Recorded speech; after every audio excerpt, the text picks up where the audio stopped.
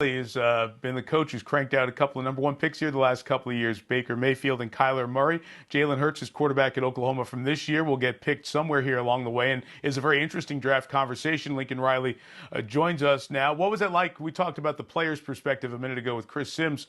What about as the head coach when you see guys who you've been so involved with for so many hours go number one overall in the draft? What's that feeling like for you? Yeah, thanks for having me on, Mike. Yeah, it's tough to Of explain. course. Just having been with those guys through, kind of totally different journeys. Both of them, quote unquote, undersized guys. Both of them whose, initial school didn't work out exactly as it planned. They end up at Oklahoma and kind of improbable runs to Heisman trophies, to Big 12 championships, and then certainly to being the first overall picks. And so, I mean, as a coach, that's something that you maybe dream of or hope that'll happen once in your career, and to have that with back-to-back guys has been pretty special. Jalen Hurts a different kind of guy, different circumstances, obviously from the Alabama time. What'd you learn about the kid this year as you watched him come in there and really take that challenge and really grasp it and get you guys back to the playoffs again? Yeah, he was incredibly impressive. It's really unprecedented what he's done. Starting at two of the powerhouse college football programs, not only currently but of all time, being winning championships at both places. He's played for four different offensive coordinators in 4 years, which is just hard to even imagine. But he's had a lot of success, and it was like impressive. One, how he came in, embraced our system, our way of doing things, especially at the quarterback position. We're a little bit unique that way, and he really bought in from day one, and was just I couldn't be prouder of how he handled it all. And then I think there's just a ton of excitement for Jalen, and that what does it look like when he actually has some continuity, maybe actually has the same offensive coordinator, same system 2 years in a row. How good can this guy get? But I know this, he's trending well. I thought he played the best ball of his career this year, but I think the best ball of his future is certainly still out there, and I think that's what's exciting a lot of teams about him right now. What have you been telling NFL coaches who've inquired about him and the way he might be ready to make a jump to the league? Well, I think, first you see the maturity, the way he carries himself, the way he handles every situation. There's not a guy more prepared in that area. You see a guy, again, that's been able to play against different defensive schemes, different conferences, in different systems, had to process a lot, and he's had success early in his career, every place he's went. He's very durable. I mean, everybody sees that he's a tremendous athlete, but they, maybe don't realize the durability. This guy's played through a lot in his career. He's been a very physically gifted player, and brings a lot to the table. And then the last thing is just how well he's really continued to improve as a passer, both in how he processes the game, and then just the physical act of delivering the football. It's, the stats don't lie, and year after year for him has gotten better and better. He had one of the best passing seasons of all time this year. And again, it's just fun to think about, what this guy's ceiling might look like.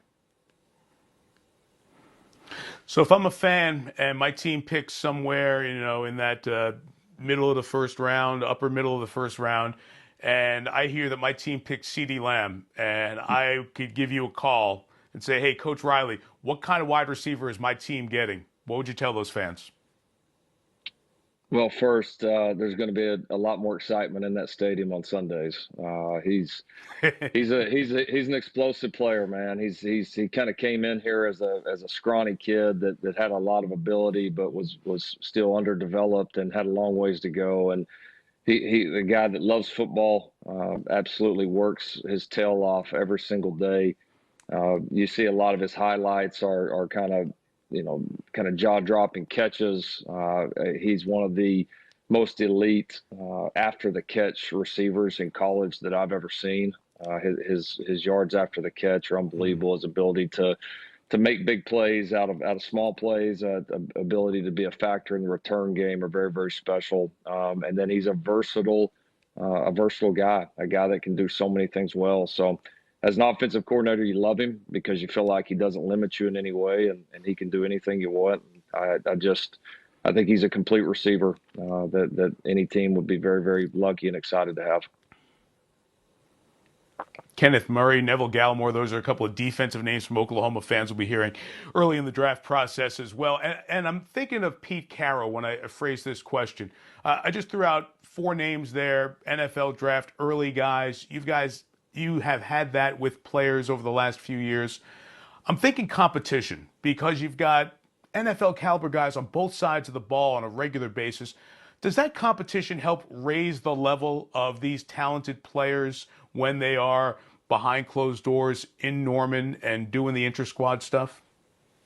Without a doubt, and I think it's one, like you said, having talented players and developing talented players on both sides of the ball, and then that same choice that we as coaches all have to make of how much good on good do you do, how much competition do you do. I know at times guys get scared about injuries or how much are you prepping for an opposing team, all that, but we've always felt like that you can't replicate that and you can't substitute putting guys in those competitive situations, and I think especially guys like CeeDee, like Kenneth Murray, like Neville Gallimore. I think they would tell you that a lot of how they've been brought up and maybe reasons why they'll get their name called here shortly is because of going against the Baker Mayfields and Kyler Murrays and Marquise Browns and just some of the elite players that we've been able to have. And it's just created a tremendous competitive environment and one that we always embrace here. Your record there is 36-6, which is nuts given the schedule, and you're only 36 years old. For a hot minute, a lot of folks thought if we were talking today, it would be because you're getting ready to draft and that you'd be in the NFL. How enticing was that conversation when people started bringing up your name related to NFL head coaching jobs? Honestly, it wasn't. I'm at a point in my career and then just in my family and my kids' life where we're very, very happy where we're at. I mean, I get to coach at one of the great, football institutions, regardless of what level that there is, and a place that took a chance on me as a 33-year-old a few years ago when they certainly didn't have to. And I really enjoy the college game. I love where we're headed as a program, and so. I'm very, very happy where we're at right now and plan on staying here. A lot of us are reading all these books that are behind us on these bookcases that you see on TV. And in those books, there are great stories of how people got to be successful or famous. And I love the path that your story came down because after a shoulder injury, an arm injury, you had to make a decision there, and Mike Leach was influential in making you a student assistant at a time when you still had the dream and the itch to play. How important was that fork in the road in where you are right now? Very important. It taught me, I think, at a young age to make a grown man decision, and that was really the first one that I had in my life, and it was difficult to give up the game at that point because, like anybody, I had huge dreams and aspirations. But I also I'm thankful for Mike and thankful that I at least was able to see in the future a little bit and see what a great opportunity that this was going to be. And I certainly don't know that I could have imagined it would have had led to so many great things so quickly as it has. But that was certainly, man, what a great environment to learn in, especially with a guy like Mike, who's he doesn't think outside the box. He lives outside the box. And so I kind of got to learn so many things, and but it was awesome. And I certainly wouldn't trade any of it. This whole virtual learning, trying to keep in touch with your team while they're not there with you, lack of spring sessions and summer classes on campus, it's a whole different world. How are you trying to get a leg up on everybody with your unique spin on trying to keep a team connected virtually right now? Yeah, I think it's interesting. It's provided kind of a new frontier that we've all got to trek through ourselves and try to figure out the best way to do it. And I think it comes down to a couple key things. One is what is your team and program culture like? Because when you are separated in a way, I think that's going to really show. And I think it shows.